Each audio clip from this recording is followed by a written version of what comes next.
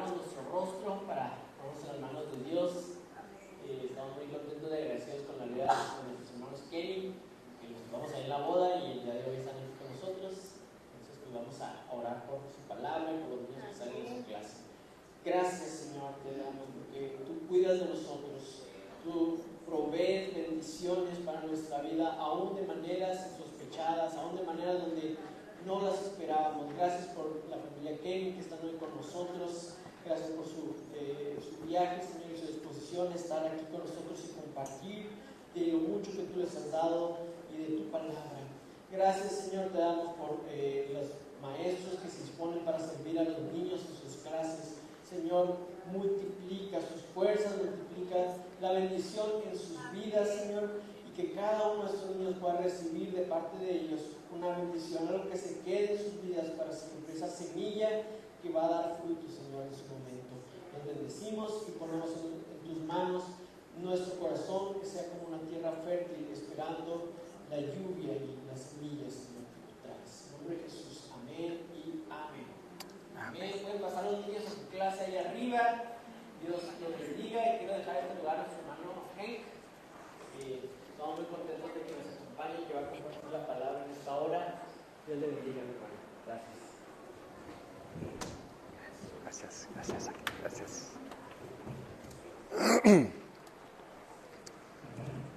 Bueno, hermanos, que Dios les bendiga.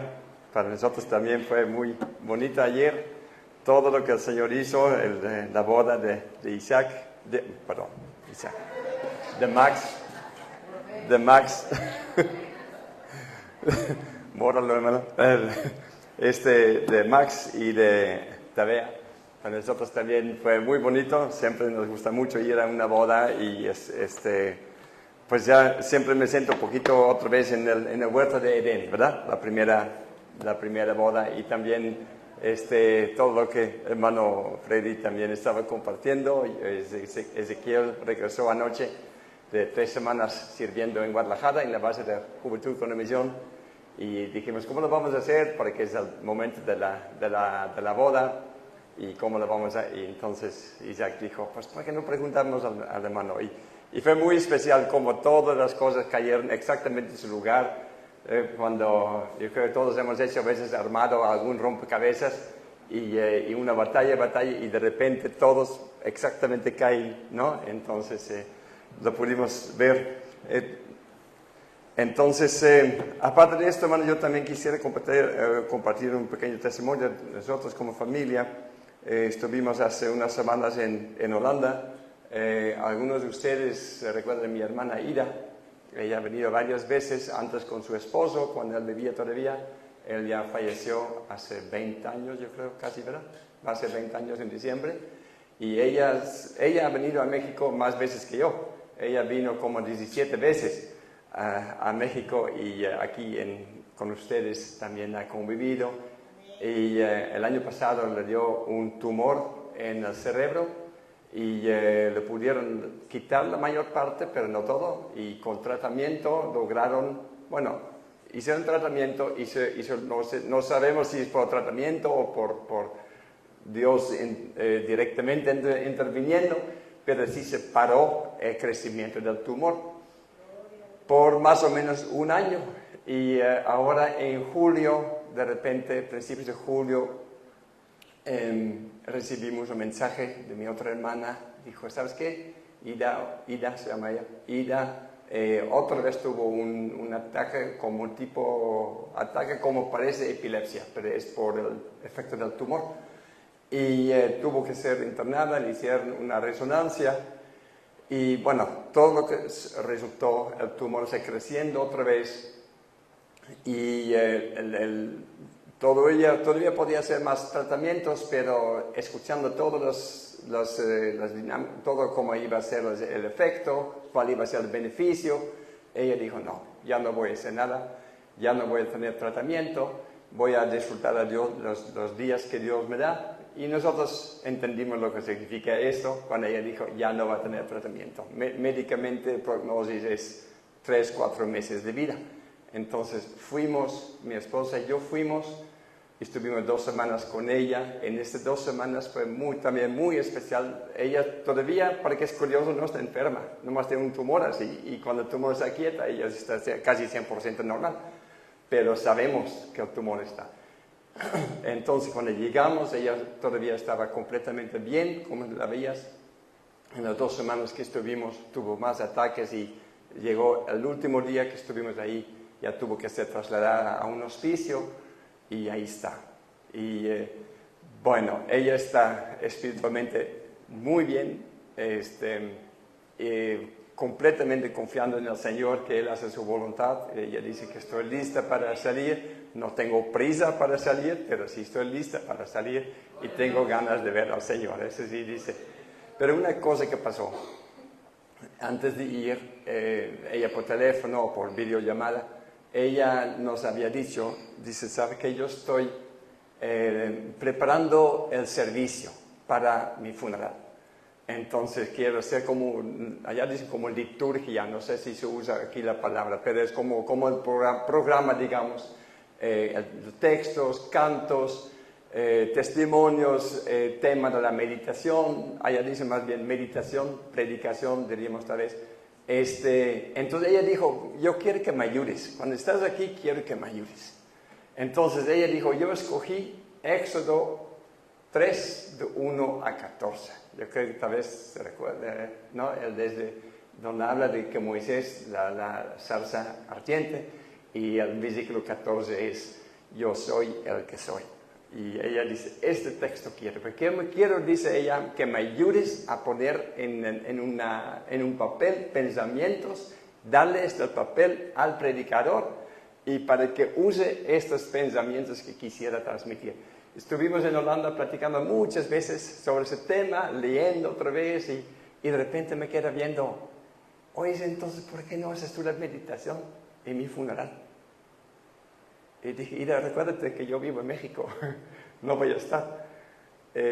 Porque habíamos puesto de acuerdo con la familia que vamos ahorita, tan pronto que se puede, o ir al funeral. Y toda mi familia dijo, no, el funeral no se preocupe, vengan ahorita que esté ella todavía bien.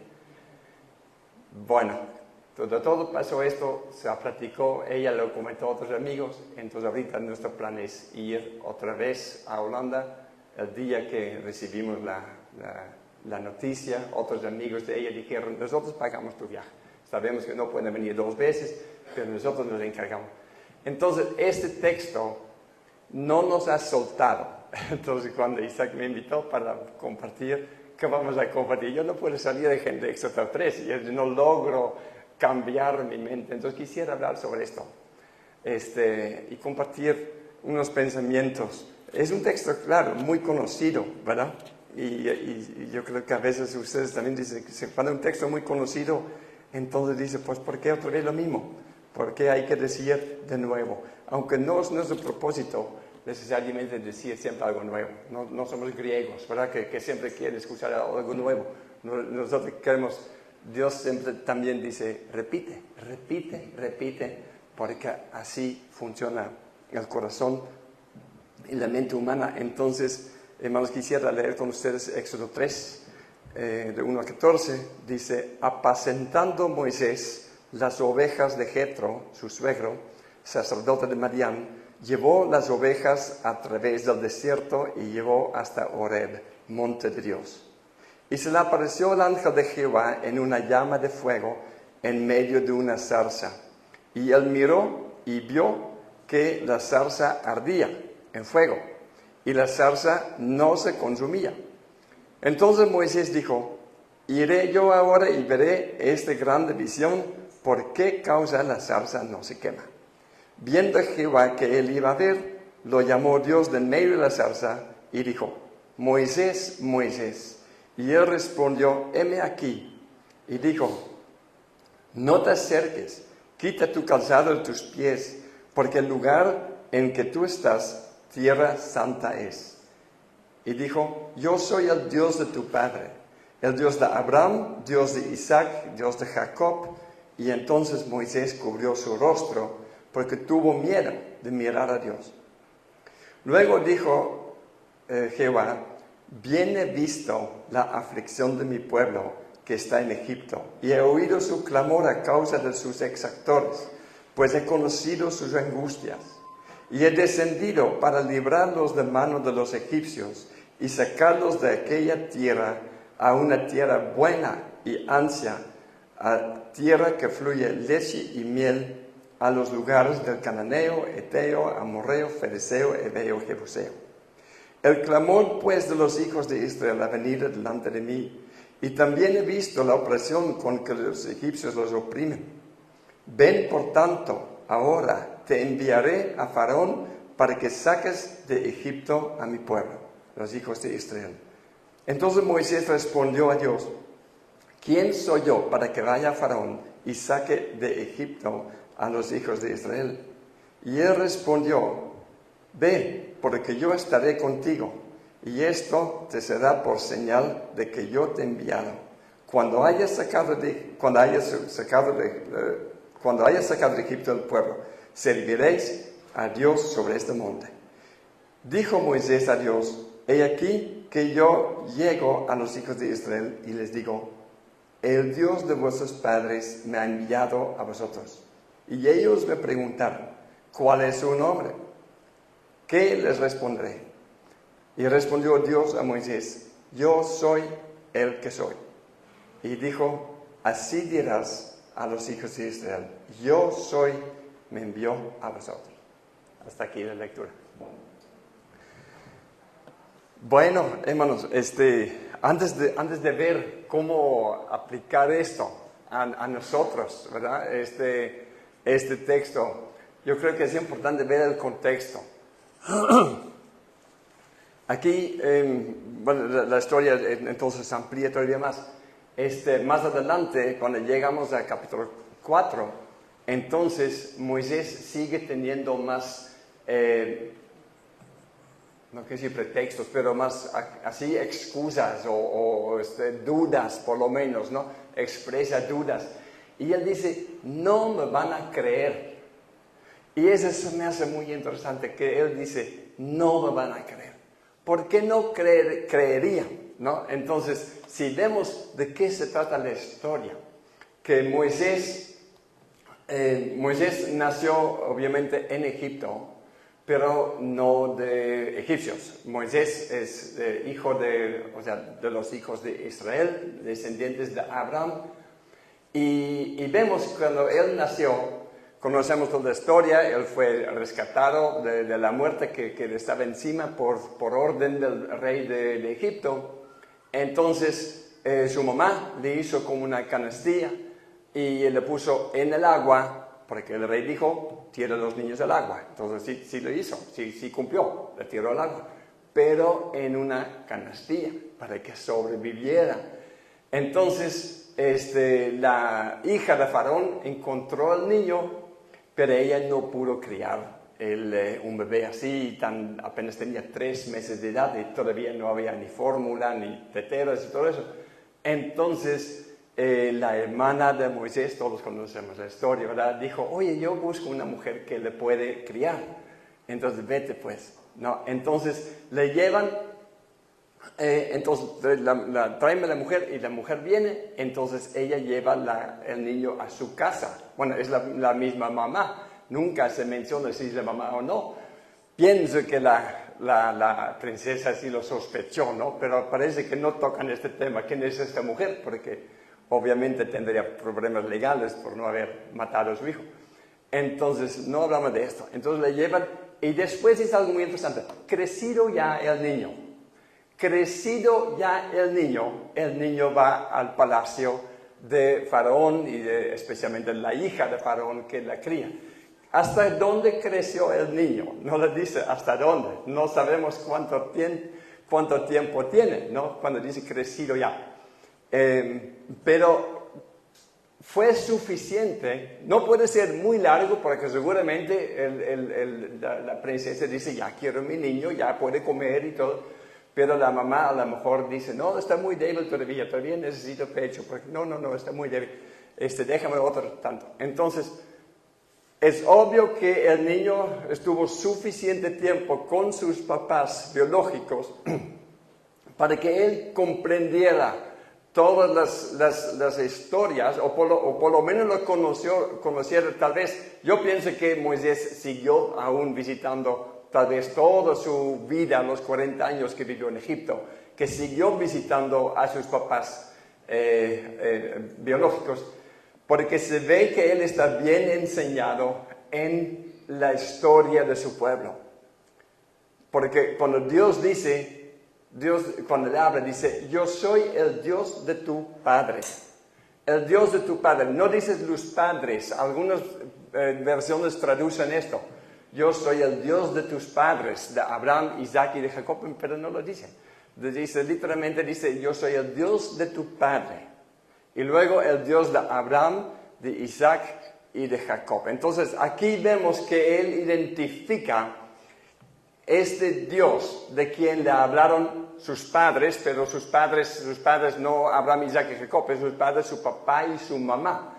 Entonces él está enterado de esta historia. Pero de esta historia,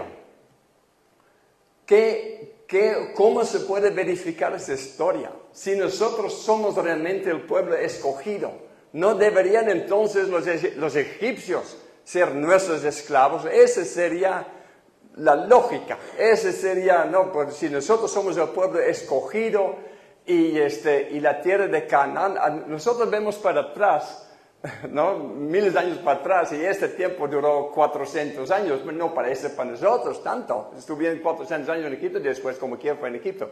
Pero imagínense, están ellos 400 años y están en medio de ese tiempo y no hay ninguna seña del horizonte donde uno dice, pues un día vamos a ir a Canaán como quiera. Para ellos era una imposibilidad completa. Entonces, cuando dice, el pueblo no va a creer, ¿sí? Yo creo que si nos ponemos en este tiempo, si aterrizamos en este tiempo, nos pusiéramos en medio de ellos, nos ponemos los zapatos de ellos y estamos entre ellos, sí, se puede entender que no la van a creer.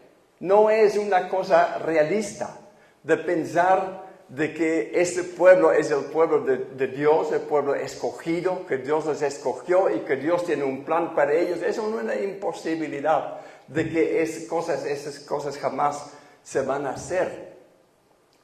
Entonces, cuando Dios se presenta a Moisés, yo soy este Dios de tu padre. Se ve que es un impacto grande para él. Yo pienso que se ve claramente que Moisés ya había perdido la fe en esta historia. Cuando un poquito más adelante dice, bien he visto la aflicción. ¿Por qué dice así? Bien he visto. Para mí cuando dice bien he visto, en el literal, en el hebreo, lo expresa diferente. Yo creo que en hebreo, si lo entiendo bien, yo no sé hebreo, pero a veces busco un poquito cómo se dice allá y con los medios, los ayudas, ¿no?, que hay lingüísticas y todo. Lo que yo entiendo es que repite, he visto. Entonces es como un énfasis que sí he visto. Y a mi punto de vista, a mi sentir, ese es como un contraste, una respuesta a la incredulidad que Dios ve en Moisés. Tú pensabas que yo no veo nada, ¿verdad? Tú no crees que yo de verdad estoy viendo que después de 400 años, miren cómo está y que jamás ha pasado con esas promesas. Nada, hermanos, nada se ha cumplido de esas promesas. Cuando Moisés iba creciendo, él sí le creía. Él dice claramente que él pensaba que Dios iba a librar al pueblo de Israel por mano suya. Y no nomás dice que él lo creía. Dice que él pensaba que todo Israel lo entendía. Entonces, para él era una fe en esta palabra que perdió en estos 40 años en Madián, cuidando las ovejas de su padre, de su suegro, ni siquiera sus propias ovejas, de su suegro. Entonces, No sé cuándo Moisés escribió el Salmo, ¿cuál es? 90, el Salmo de Moisés, cuando dice los años del hombre que son, que dice Moisés, ¿se acuerdan? 70 y los más fuertes 80. Es lo que dice Moisés, yo no sé cuándo escribió ese Salmo, pero él ya tiene 80. Entonces, en su perspectiva, él no piensa, voy a vivir otros 40 años más y luego voy a cumplir la misión. No. Él no tiene, y cuando Dios dice, bien he visto, ¿no? Ese es claramente un contraste. Ahora, este Dios de Abraham, Isaac y de Jacob, ¿quién es realmente? ¿Quién es este Dios de Abraham, Isaac y Jacob? Hay tanta enseñanza. Bueno, no son enseñanzas las historias de Abraham, Isaac y Jacob, pero hay tanta historia, tan interesante, que son la Biblia, para él, todo lo que es la Biblia, tal vez no había nada escrito todavía. Entendemos que Moisés escribió precisamente Génesis, Éxodo, Levítico, Número, Deuteronomio. Yo personalmente, por mí no estoy muy seguro que Moisés escribió Génesis. Yo creo que la Biblia no dice que él escribió Génesis. Siempre cuando Jesús dice, o Pablo cuando dice Moisés dijo, se me hace, si me recuerdo bien, nunca hay una referencia a Génesis. Siempre son referencias de Éxodo, Levítico, Números, Deuteronomio. Yo por mí pienso que Moisés sí lo escribió, pero más bien que lo recopiló de escritos más viejos, ¿no? Y a mí se me hace que Noé también escribió, José, ni hablar, ¿no? Yo creo que toda esa historia con tanta detalle, yo pienso que José lo escribió y que Moisés, para mí sí es un libro de Moisés, pero que lo recopiló o copió de documentos más antiguos. Pero lo que Moisés, entonces lo que es para Moisés la Biblia, escrita o oral, como sea, es solamente Génesis. Todo lo demás, él está apenas, en caso que Job todavía, puede ser, pero de ahí en fuera, vamos a decir solamente Génesis. Entonces, todo lo que él tiene acerca de enseñanzas, ¿quién realmente es Jehová? Solamente Génesis. Entonces, ¿qué nos dice Génesis de Dios? Primeramente la creación, obviamente el diluvio, pero Dios se habla de ellos, soy el Dios de Abraham, Isaac y Jacob. Y hay tanta enseñanza para nosotros acerca de esas historias. ¿Se dan cuenta cuántos principios están en estas vidas? Claro, yo sé que cuando hay una historia, no necesariamente puedes decir, es una enseñanza. Yo sé que no puedes decirlo así. Pero los principios que vemos en las historias de Abraham, de Isaac y Jacob, muchos de estos están confirmados y enseñados más adelante en la Biblia. Y por lo mismo podemos ver cuáles de esas historias realmente son enseñanzas. Y otra cosa es la repetición. Yo pienso que es en la Biblia donde se repiten cosas. No es nomás porque es historia, es algo que Dios nos quiere llamar la atención. ¿Cuáles son las cosas que repiten en la historia de Abraham, Isaac y de Jacob? Los tres tuvieron una mujer estéril. Y entonces, si son tres, forzosamente, yo pienso forzosamente, Dios está diciendo, fíjate, cómo tratan con el asunto. ¿Cómo trató Abraham con este problema? ¿Cómo trató Isaac con este problema? ¿Cómo trató Jacob con este problema? Abraham y Jacob, los dos tomaron una concubina, una sierva de la mujer estéril, los dos. Pero Abraham eventualmente despidió a la concubina con su niño y Jacob no. Entonces hay una diferencia. Pero Isaac, ¿qué Isaac? ¿Quién se recuerda que Isaac? ¿Qué hizo Isaac cuando se dio cuenta que su mujer era estéril? Después de 20 años todavía no había dado a luz. ¿Qué hizo? ¿Alguien se acuerda? Dice que Isaac oró por su mujer y Dios oyó. Dios oyó la oración. Y luego,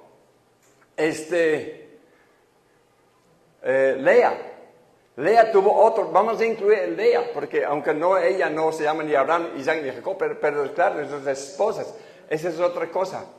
¿De cuántas personas en la Biblia vemos asuntos de matrimonio? Muy pocas. Una vez yo hice una lista, no la tengo ya, pero una lista que yo lo que me recuerdo que son conversaciones o interactuaciones por lo menos entre dos esposos en la Biblia. Son muy pocos relativamente. ¿Quiénes son? Más de la mitad de la lista que uno puede hacer de todos los casos, una interactuación, o interactuación me refiero que no necesariamente hablaron, pero estaban juntos, que no se registra, porque Abraham dice, por ejemplo, di que eres mi hermana, pero no dice la respuesta de ella, pero sí cuenta como una conversación. Isaac y Rebeca, que estaban acariciándose, no dice que estaban hablando, pero cuenta como un instante de una interactuación. ¿Sí me explico? Si usted hace una lista de todos los casos en la Biblia, más de la mitad de la lista son Abraham, Isaac y Jacob. Es muy interesante ver y realmente no entiendo por qué. Es una pregunta que yo tengo para Dios. Dios, ¿por qué no hay más? ¿Por qué no sabemos cómo Pedro trató con su esposa cuando fueron a los viajes misioneros? Yo quisiera saber en mis viajes, ¿la llevo o no la llevo? ¿Cuál es su papel y cuál es mi papel? No dice nada. Pero yo siempre pienso que Dios me dice, ¿por qué no dice esto? Yo siempre pienso que Dios me dice, pues yo ya traté con ese asunto de la Biblia en Génesis. En Génesis tenemos mucho sobre cómo es el matrimonio. No solamente tenemos buenos ejemplos. Lamentablemente, la mayoría de las interactuaciones de hombre y mujer, esposo y esposa, no son positivas. La mayoría son pleitos. No digo que es una enseñanza que así debe ser. Yo creo que es una enseñanza, también hay muchos ejemplos en las historias como no debe ser, ¿no? Entonces, ¿cómo trató Abraham a su esposa? No siempre está bueno. Pero Sara, la misma Biblia dice que ella es la mamá de todas las mujeres cristianas. Se me hace muy interesante. ¿Por qué no escogiste Débora o una de esas heroínas, ¿no? De que Esther, Abigail, bueno, son buenas mujeres, ¿no? Pero Dios no les escogió como ejemplo. Y también dice ¿por qué? ¿Saben por qué? Porque dijo Señor a su esposo. Yo a veces me da casi temor decirlo como hombre aquí, ¿no? Se oye, pero el hecho que, mire, déjame decir esto, el hecho que tenemos que tener cuidado, decir estas cosas, aunque estén en la Biblia, que tengamos que tener cuidado de decirlo en voz alta en el púlpito, ya muestra que tenemos un problema. ¿Sí me explico? Ya muestra que tenemos un problema, sea con el machismo o sea como realmente estamos dispuestos a escuchar y decir la Biblia tal como es. Bueno, sobre este va este tema. El Dios de Abraham, de Isaac y Jacob.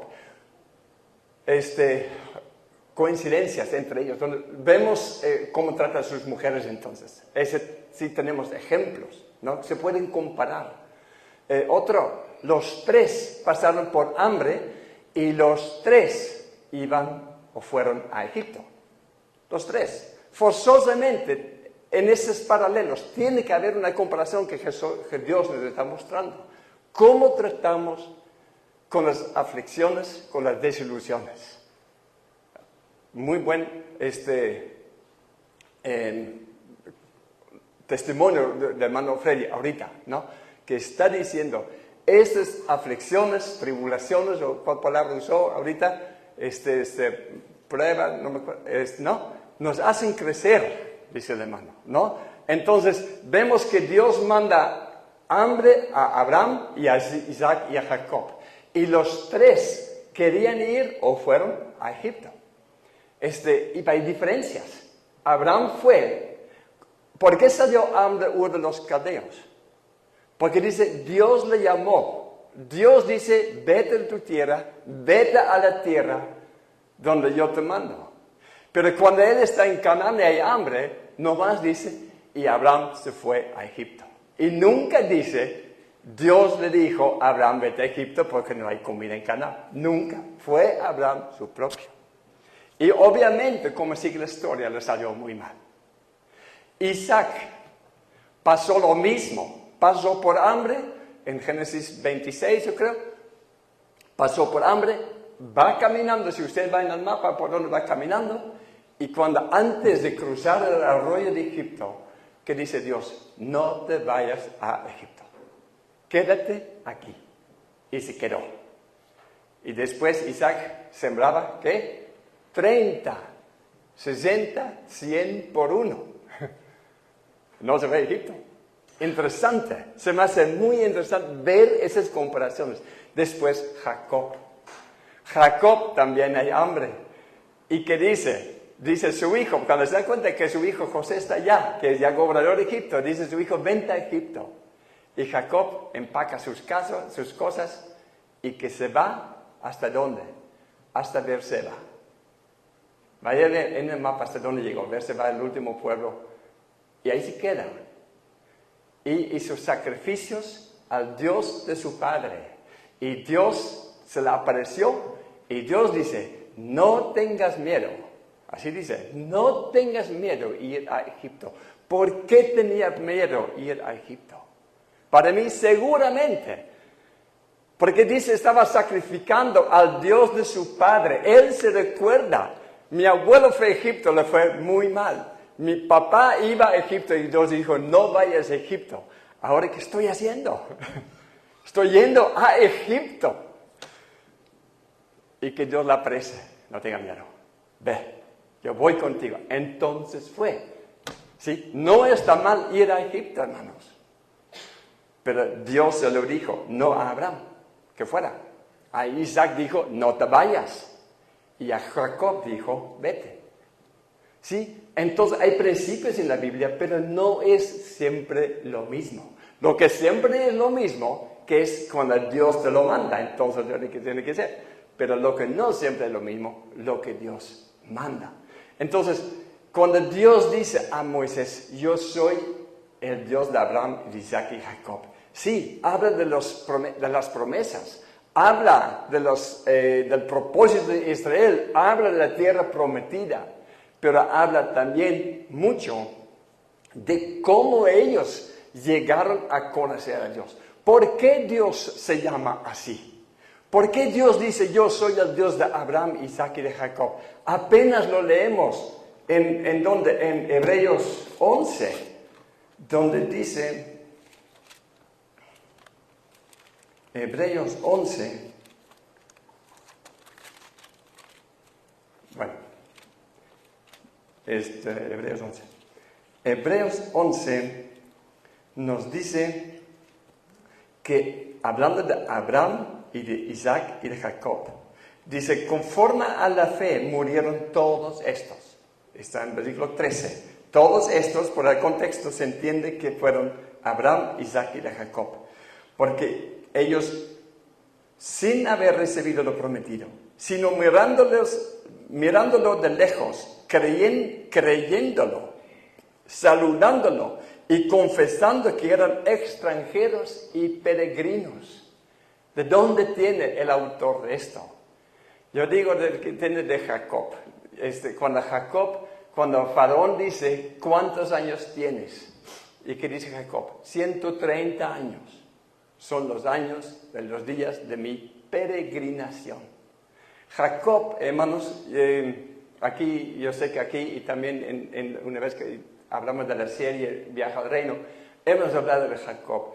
Y yo, en el transcurso de nuestro tiempo con la Biblia, yo me he resistido mucho a hablar a Jacob. Porque mucho tiempo yo pensaba, no, yo no veo nada bueno en ese momento, honestamente no veo nada bueno en este hombre. Engaña y 4 mujeres, yo no veo nada bueno. Pero ¿saben qué hay bueno en él?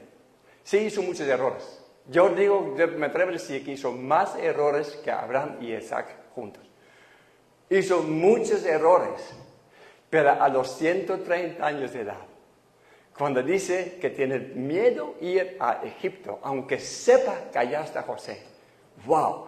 Dije, te tomó 130 años, pero sí aprendiste.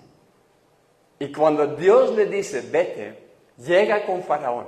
Y él mismo dice, yo no lo digo, él lo dice. 130 años malos han sido. Él reconoce que estuvo mal, como él vivió. pero sí aprendió. Los últimos 17 años que Dios todavía le dio fueron gloriosos en gran manera. No tenemos mucha información, pero sí se ve cómo él responde a sus hijos. Todavía a los 130 años tiene todos 12 hijos. Bueno, la mayoría de sus hijos tienen mala fama, ¿sí? Tienen mala fama, la gente hablaba mal de ellos por cómo eran. Pero en los últimos 17 años vemos que todavía se dedica a tratar de interesarlos todo lo que puede. Pero lo que él dice, les apunto ahorita, él dice, 130 años han sido los años, los días de mi peregrinación. Hermanos, vean qué importante es esto, lo que dice. Porque él vivía en Canaán, la tierra prometida. Su papá dijo que Dios te dé la bendición de Abraham para que tú heredes esta tierra. Y se quedó en esta tierra. Y después dice, fue una peregrinación. No estoy en mi casa. Es mi peregrinación. Y se ve que a Dios, cómo le encanta a Dios cuando él dice esto. Entonces dice que ellos esperaban, dice en Hebreos, una mejor patria, una patria celestial. Anhelaban, dice, una mejor, esto es celestial, por lo cual Dios no se avergüenza de llamarse el Dios de ellos. ¿Se dan cuenta de qué estamos hablando? El Dios de Abraham, de Isaac, de Jacob. ¿Por qué lo dice? Aquí nos dice por qué Dios quiere llamarse así. Yo soy el Dios de Abraham, de Isaac y de Jacob. Porque como ellos respondieron a mi llamada y como entendieron mi llamada, que su esperanza fue más allá de lo que es lo terrenal. Bueno, vamos a brincar un poquito con el tiempo. Bueno, rápidamente. Después, ¿qué dice Moisés? Yo soy el Dios de tu padre, ¿no? ¿Cómo es el Dios de tu padre? El Dios de Abraham, de Isaac y Jacob. Todo lo que sus papás le contaron en los años que estuvo con ellos. ¿Sí? Este Dios de antes, como ellos sabían, casi yo quiero decir el Dios de la Biblia, porque para ellos la Biblia es todo lo que era. Dios de Abraham, Isaac y Jacob, no, la Biblia todavía no había más. Después, pero de antes pues, de las promesas, de la palabra. Número 2, bien he visto, he escuchado y he conocido. ¿Sí me siguen, hermanos? Ese es el Dios de ahorita. ¿Sí? El Dios de ahorita. Abraham escuchó la voz de Dios y por eso actuó. ¿Sí? ¿Qué dijimos ahorita? Por ejemplo, Lea, ¿no? Cuando nace, ¿cómo se llama? Simeón. Cuando nace Simeón dice, porque Jehová me escuchó. ¿Sí? Es el Dios de Abraham, Isaac y Jacob. Es un Dios que ve y que escucha. Pero dice ahorita, bien he visto y he oído. Entonces, ve cómo se enlaza, cómo los papás hablaron de ese Dios de antes, que veía y que escuchaba y que conocía. Ahora dice, pero ahora yo soy, ya vemos dónde va, ¿verdad? Yo soy el que soy. Porque uno dice, yo soy el que soy, pero todavía no sabes quién es. Y soy el que soy. ¿Pero quién eres? Pues, pero el que soy, el que soy, el que soy. Pero es como un círculo. Pero yo pienso, sí se puede ver algo casi místico, pero no creo que es nomás místico. Yo pienso, cuando Dios dice, yo soy el que soy, se refleja a lo que dijo unos versículos antes. Yo soy el Dios de tu padre. El Dios de Abraham, de Isaac y de Jacob, y yo soy el que soy. Por eso ahorita también yo te veo, bien te escucho, bien te conozco.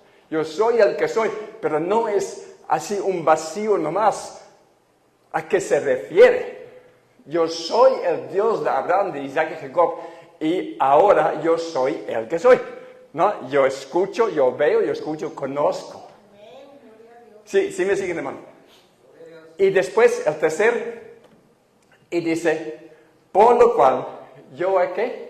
Descendido para llevarles a una tierra ancha, amplia, que fluye leche y miel. Es el futuro.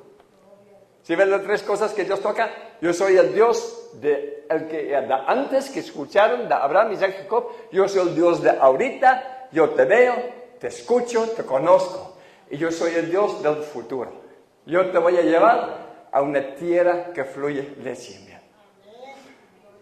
Ahora, ¿cómo lo aplicamos entonces? Lo que a mí personalmente me impacta más, porque soy papá, de mi hijo, yo soy el Dios de tu Padre, ¿no? Esta semana vimos ¿cómo se llama? Resultados de una encuesta, o como lo llaman, entre jóvenes en Estados Unidos. Y hay como 50 y algo % de jóvenes, hablan de la generación, ¿cuáles eran estas? Millennials y para abajo, ¿verdad? Digamos, de 30 años para abajo, digamos. Y dicen que el 50 y algo % se dicen cristianos. Pero de ellos, 1% tiene una cosmovisión bíblica. ¿Cómo la ven? Y con yo digo, ¿quién es el Dios para ellos? El Dios de su Padre.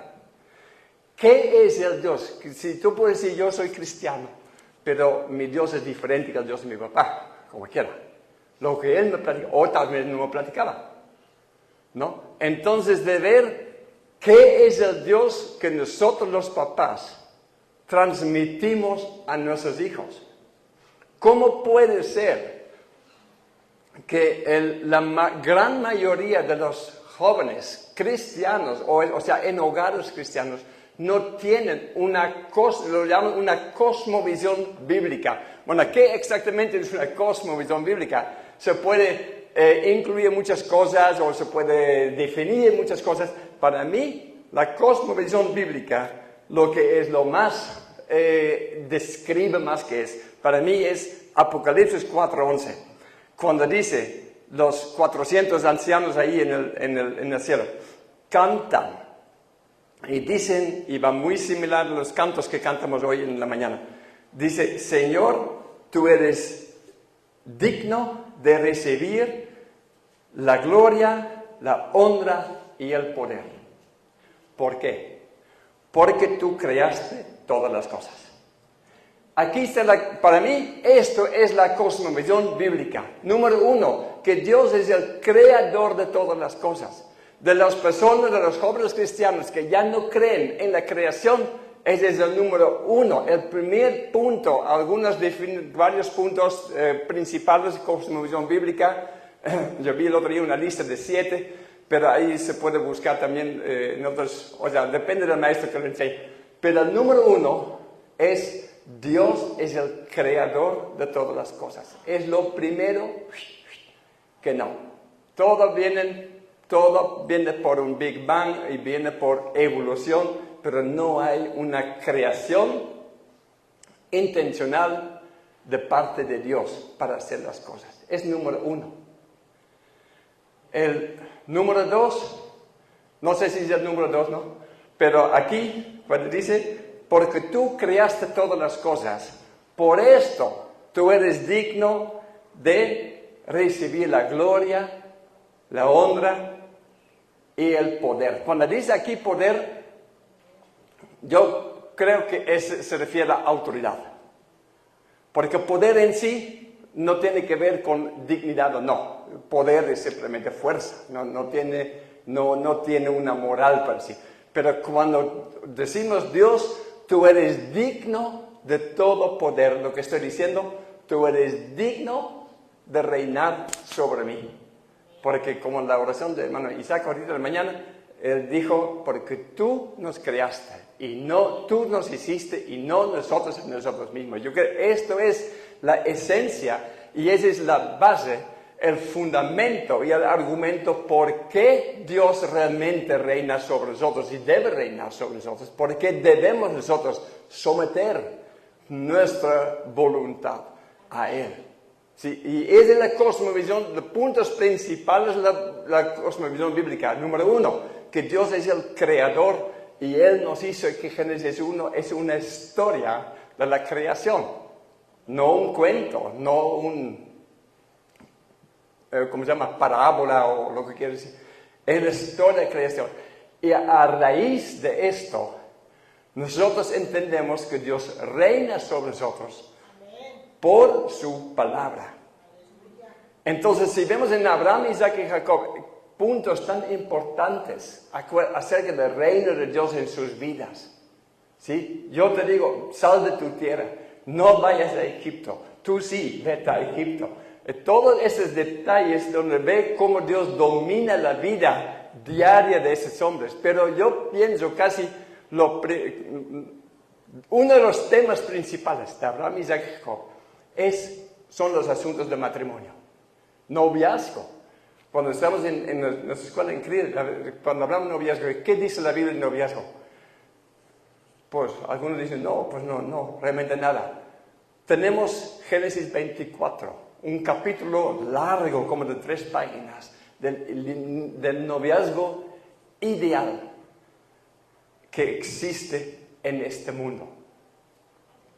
Hermanos, ¿por qué tan importante? ¿Por qué tan importante ver ese tema del matrimonio? Porque mire dónde nos ha llevado en nuestra sociedad, dónde nos ha llevado la confusión acerca de matrimonio, de noviazgo, de relaciones sexuales, de identidad sexual. ¿Dónde estamos? Yo creo que donde estamos hoy, yo creo que hace 10 años, si alguien dijera, vas a llegar un día donde hay escuelas, donde hay encuestas, donde casi un 20% de los jóvenes no saben si son hombre o mujer. Yo pienso que hace 10 años no dije, eso nunca va a pasar esto. Hoy estamos ahí. Pero no cayó de repente así nomás. ¿Cómo de repente se confunde todo? No es de repente. Tenemos que ver por dónde ha aumentado, dónde inició la confusión en cuanto a sexo, en cuanto a matrimonio, en cuanto a noviazgo, relaciones. Vamos décadas para atrás, por lo menos yo pienso 2 generaciones para atrás, cuando empezamos a ver los conceptos que realmente no hay diferencia entre hombre y mujer. Bueno, sí reconocen biológicos, diferencias biológicas, pero en cuanto a mente, cómo funciona nuestra mente, cómo funciona el cerebro, cómo es el comportamiento de un hombre, cómo es el comportamiento de una mujer, cuáles son los roles o responsabilidades, tanto en la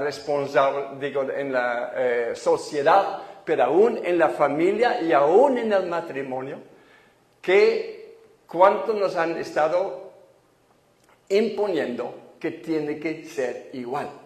No igual en el sentido de igual valor, claro, que eso no lo dudamos, ese sí lo vemos, pero igual en el sentido que no hay diferencia, ¿no? Desde entonces hemos estado, y yo creo que muchos de nosotros como cristianos, no vemos mucho peligro si a lo mejor aún estamos de acuerdo, ¿no? Que no puede haber una diferencia en el matrimonio, que el matrimonio no tiene una estructura, que la estructura de autoridad que existe en el matrimonio, que existe en la familia. Ayer me ministró realmente mucho los votos que hizo la novia, la muchacha de Alemania. Fue muy bonito y también le dije, de verdad, fue muy bonita, porque ella misma escribió esto, me imagino, se escribieron, ¿verdad? La forma que ella se expresó como lo que ella entiende como el papel de ser esposa, ¿no? Tenemos en la Biblia claramente, en Abraham, Dios le vuelve a repetir, Dios pone a la mujer, ¿por qué? Dice, porque dijo Señor a su esposo, ¿no? Pero no es nomás allá en Génesis, ahí va a través de las enseñanzas de Pablo. Tenemos una enseñanza muy bonita de Pablo en 1 Corintios 11, que tiene que ver con la cobertura, donde la mujer está bajo la cobertura de su esposo, que está ilustrado, adornada, le ve como un adorno el cabello de la mujer, la compara con la belleza de la cobertura en cuanto a autoridad de su esposa es muy bonito. Pero a veces, hermanos, tenemos que tener cuidado de decirlo si quiere. Si quiere decir que este está en la Biblia. Tenemos que ver, hermanos, nosotros como iglesia, si queremos tener respuesta a la confusión que existe, tenemos que ir a la raíz. No podemos nomás decir, no, vamos a tratar con los confusiones que hay aquí. Nomás ahorita nomás, ¿no? de los pronombres y todo eso. Tenemos que ir al matrimonio bíblico. Yo a veces decía, y le voy a confesar que lo decía, pero ahorita ya no lo quiero decir, a veces por costumbre lo sigo diciendo, pero no lo quiero decir, decía a veces el matrimonio o la familia tradicional. Porque no es así, no queremos ir al tradicional. No, cuando uno tiene que escoger si eres conservador o progresista, yo últimamente soy progresista, quiero progresar hasta ser bíblico. Porque no creo que uno pueda ser conservador y decir que estamos conservando los valores bíblicos. Yo creo que en la historia desde Adán para acá nunca hemos llegado a tener matrimonios bíblicos, así en culturalmente hablado. Yo digo que no hay, pero culturalmente hablado. Entonces, el problema de decir un matrimonio, que dije ahorita, tradicional, es tal vez tradicionalmente teníamos más el concepto de que el hombre que tiene autoridad en el matrimonio. Pero en este mismo matrimonio tradicional puede haber muchísimos otros errores. Machismo, ¿no? Abuso, ¿no? Muchas cosas puede haber en un matrimonio tradicional. Entonces, por eso yo, por mí, evito de decir eso. No queremos volver a los matrimonios tradicionales de nuestros abuelos. No, queremos avanzar a los matrimonios bíblicos, ¿no? Donde la Biblia enseña qué exactamente significa autoridad. ¿Qué significa estar bajo autoridad? Y puede ser muy diferente de lo que nosotros pensábamos. Entonces, hermanos, el Dios para nosotros, cuando nosotros tomamos este texto que estamos hablando, por ejemplo, como ejemplo, yo soy el Dios de tu Padre. Cuando Dios lo dice a nuestros hijos, que nosotros como padres, ¿qué Dios entienden mis hijos? Cuando Dios dice, yo soy el Dios de tu Padre, ¿no? Entonces, que número uno, el pasado. Que sea el Dios como Dios se revela en la Biblia. Entonces, los dos puntos principales que estamos tocando, porque yo creo que son los dos principales que estamos viendo siendo atacados, que es acerca de la creación en contra de los conceptos de la evolución, y el otro es en lo que es realmente, qué significa realmente ser hombre, qué significa ser mujer, qué realmente es el significado y la forma de vivir el matrimonio. No sé si la última vez que estuvimos aquí, yo había estado en Costa Rica un poquito antes y a lo mejor comenté esta misma cosa, pero voy a decir otra vez entonces, que estuvimos en una reunión donde nosotros, ya que aunque nosotros nos decimos Jucum, Juventud con la Misión, ¿verdad? Aunque tengamos 70 años, todavía decimos yo soy Juventud con la Misión, no le hace, nadie nos cree, pero no importa. Pero como quiera, entre nosotros también sabemos que yo soy de la categoría de los ancianos. Entonces nos llamaron a los ancianos a hablar porque son así, juventud en el sentido más normal de la palabra. Entonces se pusieron ahí todos los que son, lo dicen los mileniales, ¿no? Y la generación Z, le dicen, ¿no? Entonces estaban unos hablando de esto. Y alguien nos dijo, son generaciones que ya no hacen compromisos. Sus matrimonios nomás duran 2 años. Y yo le dije a unos, yo no creo esto. No es que no hagan compromisos. Si los matrimonios más jóvenes no duran, no es porque no saben hacer compromisos. Es porque no saben qué es el matrimonio. No hemos transmitido qué realmente significa ser un matrimonio. ¿Qué significa ser el hombre en la casa? ¿Qué significa ser la mujer, la esposa en la casa? Si entendiéramos esto, Y si vemos el énfasis en Abraham, Isaac y Jacob en sus matrimonios, lamentablemente la mayoría de los detalles son errores, sí, yo sé que sí, pero no, Dios no está diciendo que tenemos que ser así, nomás está mostrándonos qué pasa si no eres fiel a tu esposo. Fíjese, el ejemplo que nos da Isaac de orar por su esposa cuando hay un problema, en lugar de otro que dice, no, por eso no me sirve, tomo otra. Entonces, vemos que esas cosas pasaron en aquel tiempo y que la Biblia trata con esas cosas, ¿no? Entonces, que nosotros, hay muchos temas más en cuanto a la cosmovisión bíblica. Pero voy terminar con en esta parte.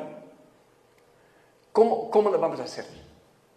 ¿Cómo podemos transmitir una cosmovisión bíblica a nuestros hijos? ¿Sabe cuándo se forma la cosmovisión? La cosmovisión es como las perspectivas principales, fundamentales. ¿Cuándo se forma? Se forma en los primeros 4, 5, 6 años de la vida. Vean Moisés, que estuvo hasta que había crecido. ¿Quién sabe cuánto? Pero digamos tal vez 4 o 5 años, no más. Y cómo Moisés se sostuvo en medio de un ambiente pagano en los palacios y nunca deseó ser parte de esto. Así la Biblia dice, él no quiso ser parte de esos deleites del palacio. Él tenía una cosmovisión que sus papás en su casa habían enseñado. Samuel, ¿cuánto tiempo estuvo en la casa? Hasta que su mamá le destetó. Dice ella a su esposo, ¿sabe qué, esposo? Yo no voy al sacrificio este año, porque quiero dedicar mi vida a mi hijo. Y que dice su esposo, está bien, no vayas al templo, dedícate a nuestro hijo. Tan poderoso, si vemos cómo Samuel se sostuvo ante esos malvados, ¿cómo es posible que él no fue afectado ni por la avaricia de esos sacerdotes, ni afectado por las prostitutas que dormían ahí en el patio del tabernáculo? Pero estuvo en su casa y el énfasis, hermanos, que se hace, que la mamá dice, yo me quedo en la casa hasta que crezca mi niño. Y que el papá dice, quédate con el niño. Tenemos que ser, hermanos, querer cerrar los ojos si no vemos la importancia de esto. De verdad, yo veo que estos dos hombres, Moisés y Samuel, ven el paralelo, que estuvieron con su mamá o con sus papás, nomás los primeros años de su vida. Y qué tan relevante fue esto, y que el énfasis, ¿no? Especialmente en el énfasis, como me gusta tanto el Cana, ¿no? Cuando dice a su mujer, está bien, quédate hasta que crezca el niño. Ve el peso que tiene el papá para que él sabe qué va a pasar con ese niño. Él se va allá y él va todos los años, por lo menos una vez al año, y ve lo que pasa. Ay, nuestro hijo, a ver si va a sostener en este mundo. Así nosotros, hermanos, cuando nace nuestro hijo y le vemos y decimos, ¿cómo se va a sostener en este mundo? ¿Quiénes de nosotros que tenemos hijos? Yo ya tengo una nieta, ¿no? De 6 meses. Y uno dice, ¿cómo se va a sostener en este mundo? ¿Sabe cómo? Dile a la mamá, quédate con el niño hasta que crezca. O sea, voy a ser franco, hermanos. Esa es la importancia, hermanos, de dar a estos chicos, dedicar nuestras vidas, por ahí se forma la cosmovisión.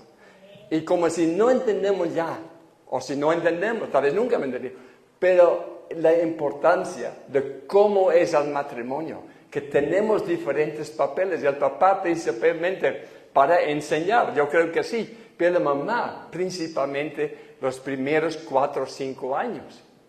Sí, y estos son en cuanto a la cosmovisión, no en cuanto a la doctrina de la justificación y todo eso, pero en cuanto a la cosmovisión, de la convicción que Dios existe y que nosotros fuimos formados para glorificar a Dios, y para el hombre de saber respetar a una mujer, que saber qué significa ser hombre y respetar a la mujer, ese se empieza a enseñar desde muy chiquito, 2, 3 años un hombre ya sabe que es hombre.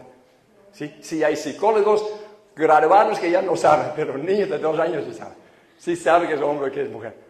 Entonces, hermanos, nosotros lo tenemos en nuestras manos. Nosotros no somos víctimas de este mundo. Bueno, ya se me fue el tiempo. Tenemos nosotros, a lo mejor la próxima vez, ¿está bien? Ayúdenme a recordar, todavía nos falta, ¿sí de qué estamos hablando? Tres áreas en cuanto a quién es Dios, quién es el Dios de mi Padre. Sí, Abraham, Isaac, Jacob, para nosotros yo creo que equivale decir el Dios de la Biblia, que la Biblia es la verdad y que esta verdad se tiene que transmitir y que se tiene que transmitir desde muy chiquitos, ¿no? Segundo, Dios ve, oye y conoce hoy, en medio de las tribulaciones y después el futuro. Te voy a llevar a una tierra amplia y ancha. Y que Dios dice, no me da vergüenza llamarme el Dios de Abraham, Isaac y Jacob. ¿Por qué? Porque ellos anhelaban lo celestial y dejaron atrás su Canaán. Entonces, la próxima vez vamos a seguir con esto.